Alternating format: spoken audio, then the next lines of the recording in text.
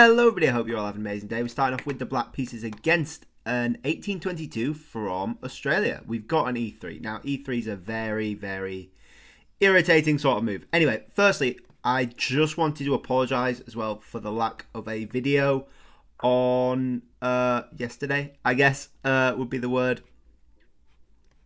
Lack of a video yesterday. I was unfortunately ill and didn't get round to making anything. So, apologies for that. We're feeling better today, so we're back on it. And there should be no other problems for the foreseeable. So, we've got E3. I'm not a fan of E3. I think I've made that very clear throughout my time playing. It's a nothing opening. And we're just trying to play solid here. We've got this triangle little setup thing. We've traded off the light squared bishops. Is usually a common idea, I think. Not that I know much about D5 openings. By the way, we played D5 as well, which is not something we usually do. I was in the zone. Anyway, we played bishop to F5 and then traded off this light squared bishop. This is a common idea, I believe.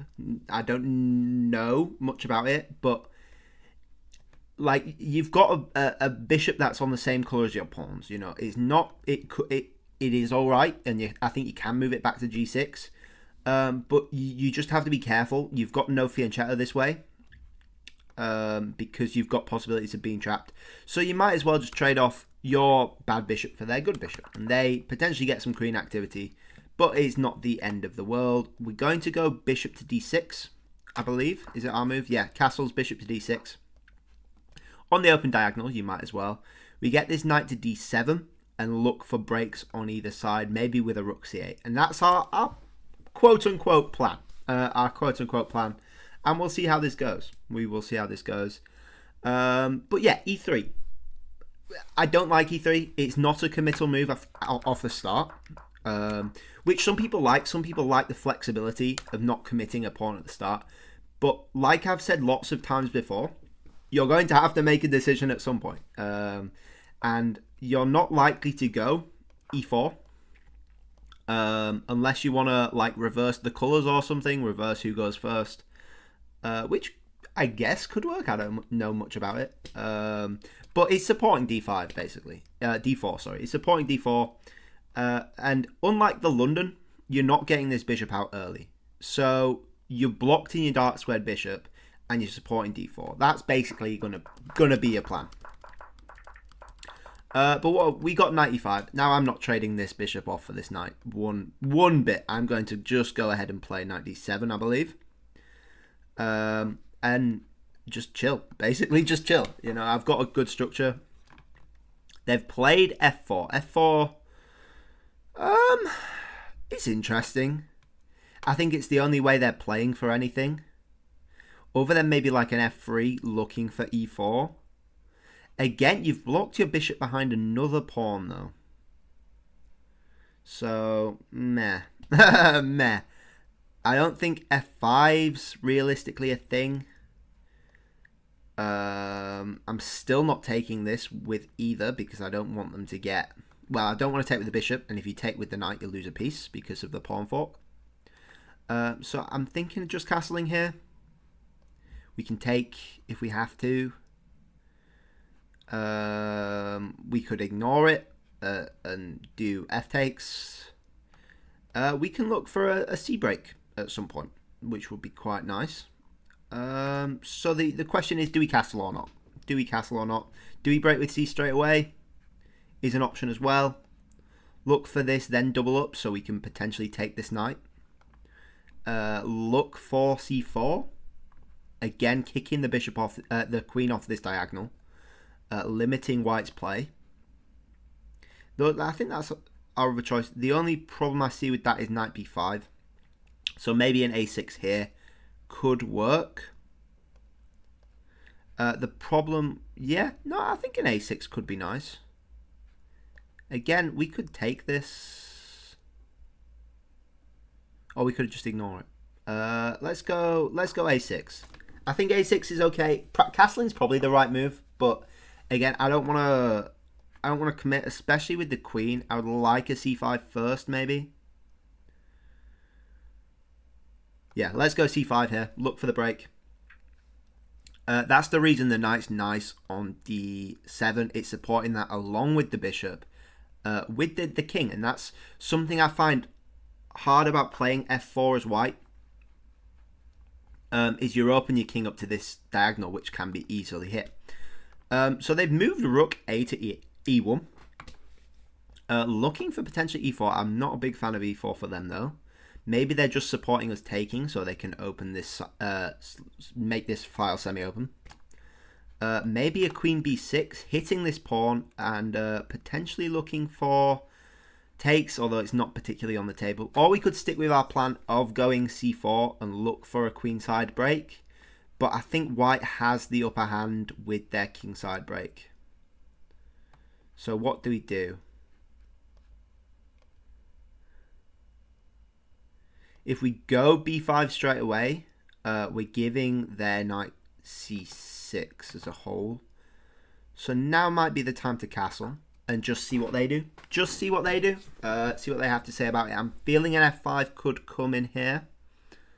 I think push e4 could be the worst thing they do.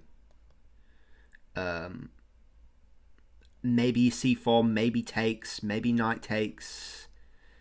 Probably not knight takes actually, but yeah, I don't like e4 for them. It opens their position up too much, especially with this without f4. If it was an f3 instead, maybe I would like e4 a bit better. They're playing another waiting move. I don't like this for them. I'm not hitting b4 really. That wasn't my idea. So maybe here I just go rook c8 and then open this file and then start hitting them on the c file. That allows me as well to free up the b5 push because the knight can no longer get to c6 as well. So I'm pretty happy with that. Pretty happy, I believe. Pretty happy. Potentially even a b4 could work here with the bishop supporting. They've played another quote-unquote waiting move. I don't know if they're looking for a kingside pawn storm. Not a fan. Not a fan. I think here we continue with our plan. I don't think anything's changed. If we have to, if they manage to get a g5, we can always take. Or we could play like a h6 if we absolutely had to. Or just hop into e4. And then put the knight back on f6 maybe. So the question is, do we play a b4 or do we take? I think a b4 is a decent idea. And CU's attack is more deadly, basically. It's a battle of speed, really. Battle of speed. If they push a g5, a g4 here, maybe move the knight back to e8. And then counter a g5 with a g6. This bishop's permanently dead. The queen's not really hitting anything on this diagonal. And we can get the knight to g7, hopping into f5 if we need to as well. I think that's quite nice. I think that's quite nice. Alternatively, king h8, getting the knight back to g8 could work. But then a g6 is possible. Maybe. Or an f5. f5 I like, actually. In fact, what do we do about f5? F5, we win the pawn, I guess, after bishop takes. Bishop takes, knight takes. Queen goes somewhere. It's got to go back, I guess. f5, bishop takes, pawn takes, knight takes. Queen back to e2. Maybe we can do lots of things. We can do lots of things. Push a b4. Takes, knight goes somewhere. Back. Push an a5 just to secure it. We could be in for a good position here. We could be in for a good position. We could be doing well. What have you got in store for us?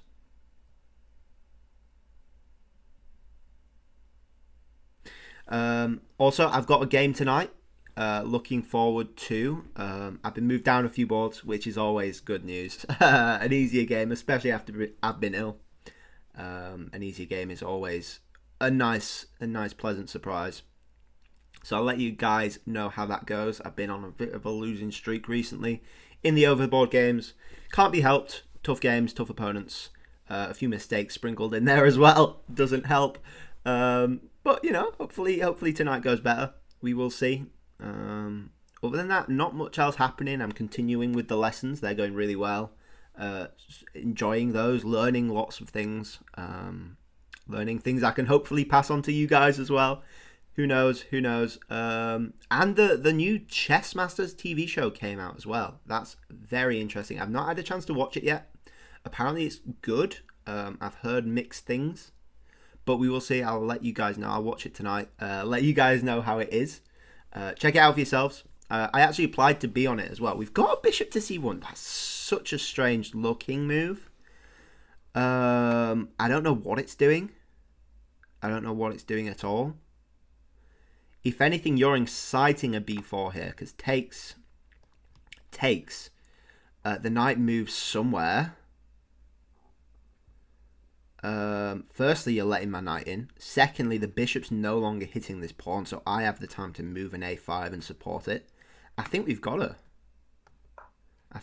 Right? We're looking for a c4 as well. If the knight goes to a5, that's good. We could even play a c4 anyway and completely lock white up. Like, where are they going? Where are they going? You've got two minor pieces on the back rank. This has to be good for us, right?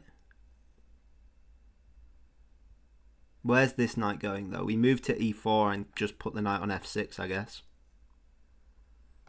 I think c4 is the way to go. Punish this back rank behavior with an outpost. Looking for the outpost, creating them as well. Insisting your pieces are better. That's something I've learned recently. Insisting your pieces are better. Now, don't know whether to take straight away. And weaken this pawn structure or not.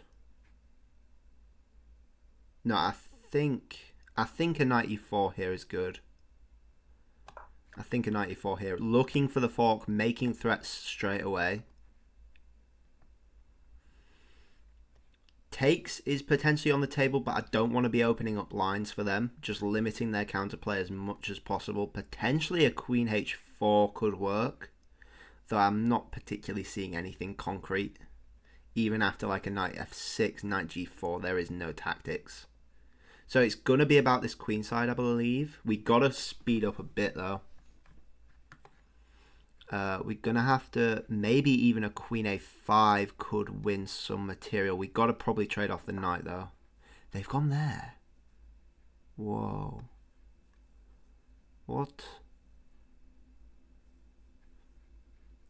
Okay, well, it's decision time, I guess. It's decision time. We'll continue with our plan. Make this knight unstoppable. Yeah, they're doing that. We've hit their rook. They go there. Killed off their bishop completely now. Push this pawn to glory? Question mark. Maybe. This knight's not really scaring me. The knight goes there, that's fine. How can I add some pressure?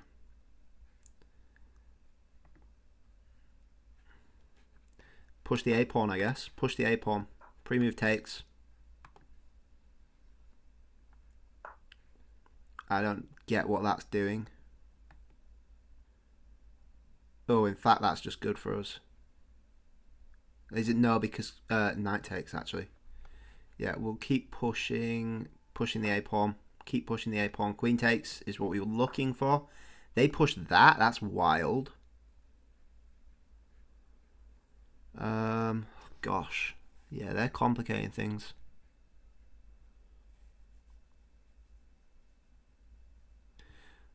Okay. Yeah, now we take...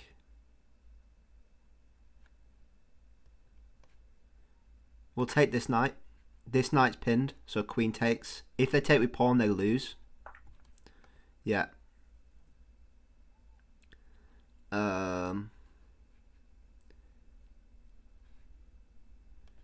We don't have to take this, do we? We'll take their knight first. With check. Put the queen On to... Oh, we could even go queen g5 is nice. Trade off the queens. We've got to be a bit quick, so we're simplifying. The knight's stuck on e4. They can't do anything about it. Their bishop's dead completely. And this should be relatively easy to win. I don't want to speak too fast, though. We all know what that ends up like. But trading off queens would be beneficial to us, I think.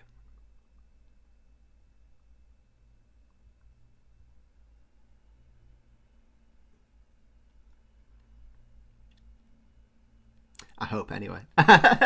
You know, these calculations can always go awry, especially when you're so low on time. No increment either. I always forget there's no increment. We've got to speed up. Pre-moves only. Hopefully not. Hopefully it doesn't get to that point. Because pre-moves are the easiest way to mess up a game. Never pre-move if you can help it. If you're low on time, then you have to, but it's not ideal. It's not ideal one bit. They are taking their time with this. They've gone for pawn takes.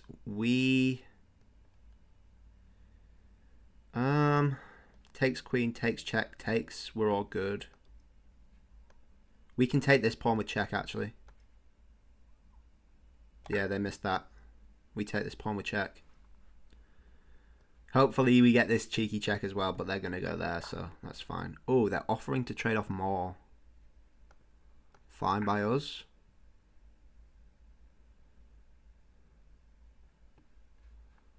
And we're just up a pawn here now. Yeah, after f takes, we're just up a pawn. Question mark? I think so. They've gone with pawn takes. Wow, what? Freeing up their bishop, I guess? But now we can pile the pressure on the f pawn as well as potentially the b pawn.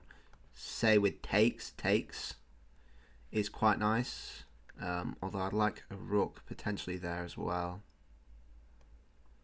Okay, so what's our win condition here? How do we win this? Thinking a5 is good. Stopping any g4 ideas.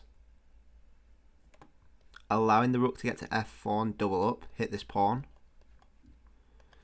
a3 is all, not an idea anymore because this pawn's not hanging. Although d4 is potentially an idea. We'll go f7.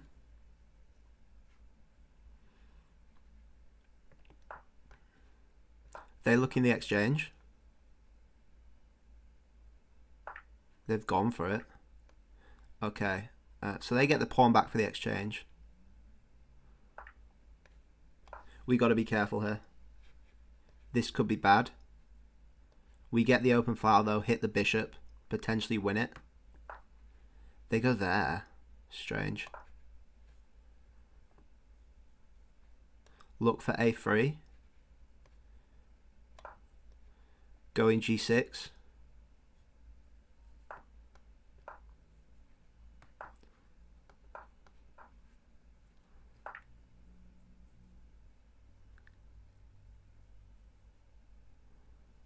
Looking to hit h3 potentially. We'll take that. Move up. Look for some checks.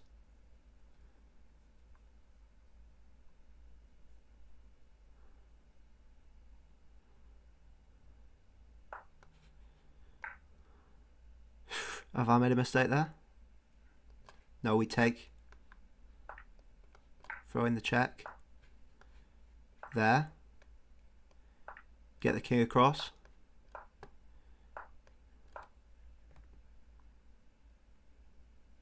Okay, bishop versus rook endgame. Could potentially be bad. Don't know. They've committed the pawn now. King goes any closer. I go there. Come around this side, protect the pawn.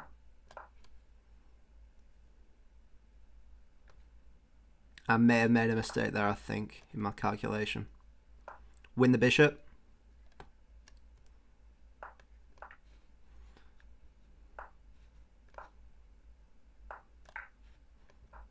Okay, fast now. Yes! Oh, that was stressful. Wow. Oh, what a game. We made so many mistakes at the end. I can just tell. We were potentially even losing there. That's wild. What's the roller coaster say for us? It was going towards a draw, but we ended up winning probably after we won the bishop. 73.9% versus 71.3%. 1600 rated versus 1450. So not ideal one bit. Let's see all the mistakes we made. Again, the opening wild stuff. I probably would usually play c5 here. It's a general good idea when they're not committing up. But I decided c6. I was waffling a bit as well. Apparently trading is not ideal, but it's not bad either. Usual stuff. We get the knight to d7, contest the e5 square. C5 break, castles is fine. See, all these moves, they're not the best moves. They're not the best moves by a mile. I don't know the best moves. The best moves are likely to be more assertive, and more confrontational in a quote unquote boring position like this. I don't know how to do that. I don't know this opening. But you'll see these moves, while they're not the best moves, they're not bad the eval is staying around even, slightly better for us. Again, these two A4, A3, H3, not ideal. This is about -1 for us. We finally play this B5 idea, which was the computer's been wanting for a while. Play B5. Apparently the best move is Queen C7 here. I guess just preparing C takes D. B4 is good. C4 is the very good best move. Very good best move. Kicking the queen back. Get the knight in. Get the other knight in. Not ideal. Again, not the worst though. Apparently you just take, which weakens this C pawn permanently, I guess. Rather than them doing this to us, where it's quite strong. They get the knight in rather than anything else, which I thought was a bit weird. The computer's liking the E knight going to there instead, which makes sense. But then maybe H5. I'm not sure. Oh, but then knight takes. Oh, that's actually interesting. What's the analysis saying? H5. I'm guessing knight takes. Knight takes F6 check. Oh, knight takes F6. King G1. G6. Okay. And that's back to equality. Okay, fair enough. We play A4, which is a miss. Apparently we're meant to take this knight, which is wild. You give up your bishop. But I guess it's not particularly doing much as this bishop. F takes, knight G4, check. And then you trade off the queens. Okay. And they have fewer pawn breaks, even though you break the position anyway. I'm not sure. They blunder. We take the knight, which is best. We take the knight, which isn't the best. But so this, when we take the knight, it's -4.2. When we take the other knight, it's gone down to -3.1. Again, still decent moves. Not losing by any stretch of the imagination. We offer to trade off queens. Again, not the best. We've lost a bit of the eval here. Still -2.3, so still winning. They messed this up with check. They forget we can do that. Their best move was to just take. At which point knight takes. F6 is a weird move. Very weird move, actually. F6, E4. I guess sack the exchange. Rook takes. No, bishop H6 first. Oh, and then the king's boxed in, and that's your advantage. It's still slightly better for black. Still -1.4. I guess all the plays are around these then. But this knight's still just ridiculously strong. Anyway, that's not what happens. Apparently, we just take the extra pawn and leave the queens on the board. I was a bit desperate to trade off, though, to simplify things, because we were low on time. They do, I think, probably the right thing, really, is to give up the exchange. Computer doesn't like it. Then again, the computer doesn't like my move of rook f8 either. Apparently the move H4. H4, really? Wow. Sacking the exchange. And we've seen something similar to this. If you saw my video on middle games, I played a move similar to H4 just to break up this position. I thought that was a really good move. So this makes sense as well. At this point, you can just take the pawn. And the same if they push it as well. Rook takes, I thought was a cool move. Definitely shakes things up. Makes it, while the computer's still saying it's winning for black, minus 3.6, you know, it makes it so much harder. You've actually got to like properly work, especially when you're low on time. This is, I think, the right call to make. I do think they played the end game dubiously, though. We'll say dubiously. It's minus 3.4 here. This mistake goes to minus 1.9, so not ideal. Apparently king f7, which I see now, is a much, much better move. Just getting the king out in the open. You're not having to worry about this h-pawn, particularly because the rook can go to h8, or you've got g6, which is probably the better idea. But you're out in the open more. I wonder what you do about rook a6, though. That was my worry.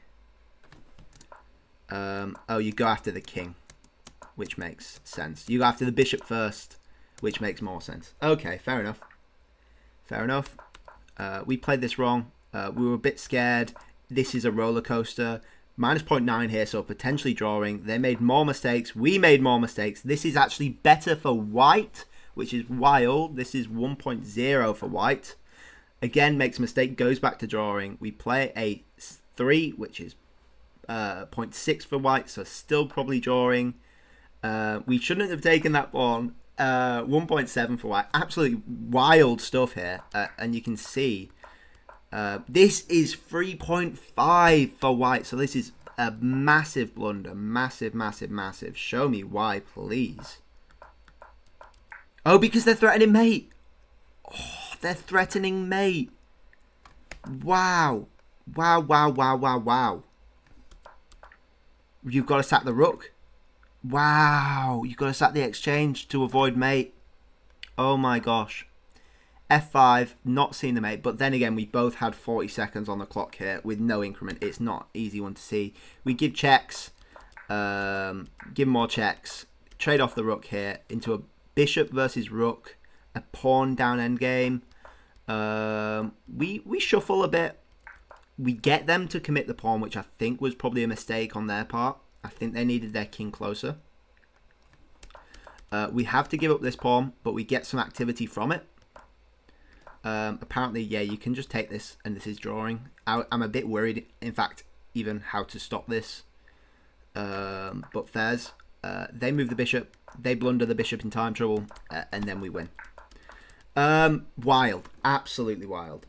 We got lucky a bit. I think their exchange stack was really cool. The computer doesn't like it. I think it was a great move. Given the circumstance, you know, it's a circumstantial thing. You know, not every rook sack's going to be winning, but it definitely confuses the position, you know, and it shakes things up. Anyway, hope you all enjoyed that. Thank you all for watching. Sorry again about yesterday's video. Not much I could do. Not much I could do. Anyway, please like if you liked. Please subscribe if you really liked. And I'll catch you guys all tomorrow. Bye-bye.